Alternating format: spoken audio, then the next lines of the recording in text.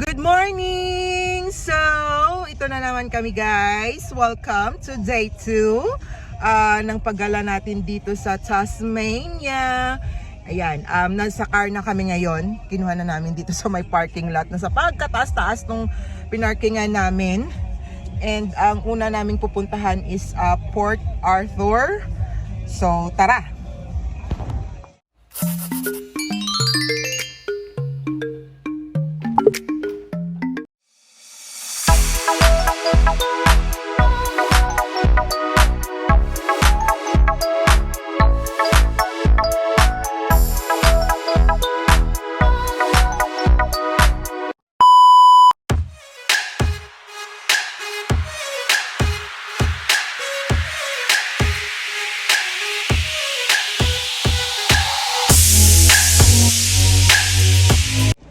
Ayan guys, dumaan kami dito sa may Old Hobart Town para mag-breakfast.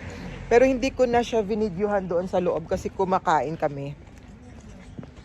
Hindi ko naman naisipan na mag-video doon sa sa loob. Ito guys, Old Hobart Town, and yung mga bahay dito is ang gaganda. Parang na-preserve talaga nila yung ang luma pero magaganda, parang ang history ng town nila, parang na-preserve talaga nila. Ang gaganda talaga. Hotel na 'yan. Ayan oh. O di ba? Tapos ito yung bentahan ng ng mga lollies. Yan. Merong mga mga bagong building na anong tawag dito? Na pinatayo, pero yung mga lumang bahay, lumang building, talagang preserve talaga nila. Ayan.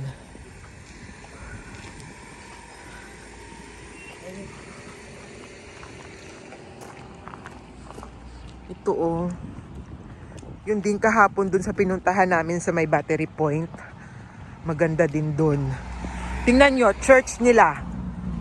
Formed in 1844 pa. Tingnan nyo guys. Ayan.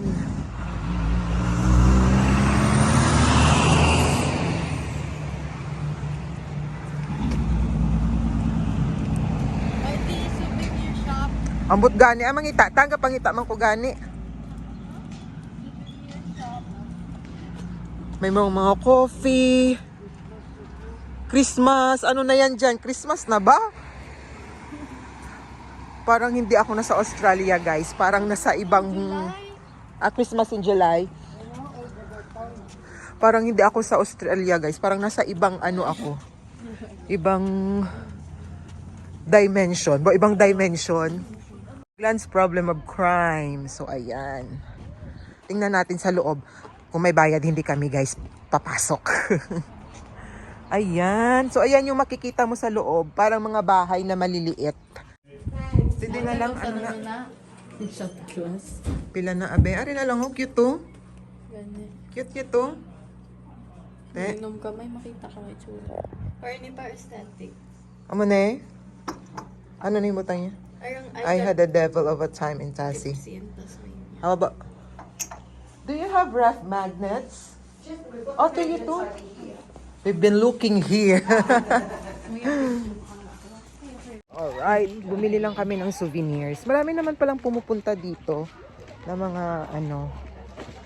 So instead of pumasok doon sa loob na parang little town ng Hobart before, ay hindi na kami pumasok.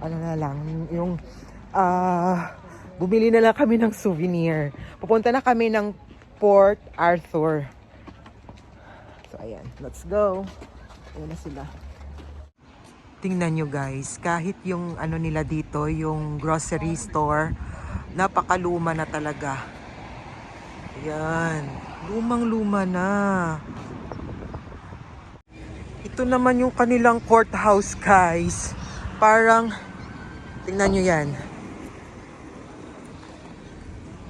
Yan. Lumang-luma na talaga. Hindi nila renovate. So ito yung Richmond, Tasmania.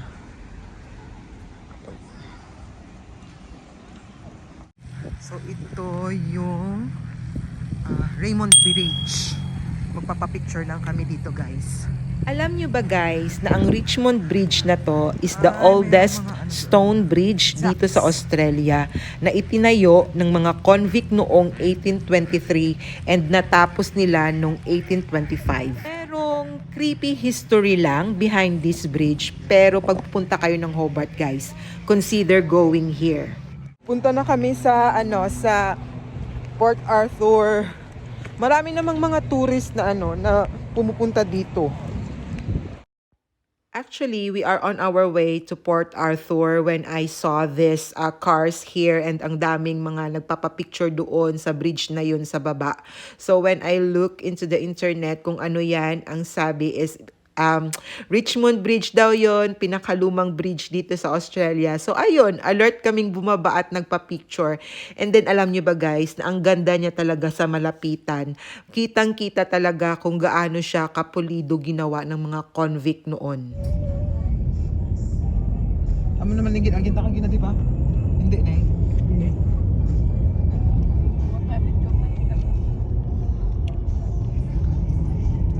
Maraming dito, vineyard.